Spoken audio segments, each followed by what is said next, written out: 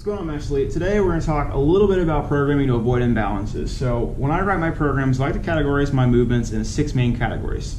I've got squatting, hinging, upper body pressing, upper body pulling, carries, core, and trunk. You'll notice that some of these have different subcategories, and that's going to be movement direction based. So for pressing and pulling, you'll notice there's going to be a horizontal component and a vertical component. And then with core and trunk, you have anterior, lateral, and low back, which would be posterior. So in a perfect world, we'd have a perfect athlete that has no imbalances, and we would want to give them a 1-to-1 ratio for squatting and hinging, a 1-to-1 ratio for upper body pressing and pulling, and that goes into the categories as well. So if I have somebody doing 1 set of bench press, I want them to do 1 set of rows. 1 set of strict press, I want them to do 1 set of pull-ups. Again, we're trying to even out those movement patterns as much as we can. Yet, we have a lot of athletes who come to us who already have participated in other sports that involves either one side or one specific movement pattern over and over and over again. So we have to make sure that we change the volume accordingly. We can't give them a 1-to-1 ratio. For every 1 set of squats, we're not going to give them 1 set of hinges. So how I like to go about that is I like to do more of a 1-to-2 or even a 1-to-3 ratio of sets per week for the one that's lagging behind. So we'll use squat and hinging as our example. So let's say somebody comes in and is anterior chain dominant. So that means is their quads are being used much more efficiently or much bigger than their glutes and hamstrings. So what I'll have that athlete do is we're going to do hinging 2 to 3 times more of total sets than we will squatting. That does not mean we're not going to squat. We have to continue to squat, especially if they're a weightlifter or powerlifter, because we have to build that base, because that's going to get them better at their sport.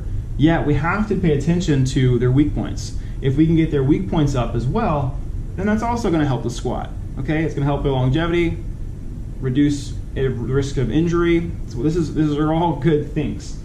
And when we talk about trying to make that 1-to-3 volume for an imbalance, or the 1-to-1 if there's no imbalance, we want to make sure that we do it again over the whole week. It doesn't have to be within one session. So I don't have to do, for every 1 set of squats, I don't have to do 1 set of deadlifts or 1 set of hinges within one workout.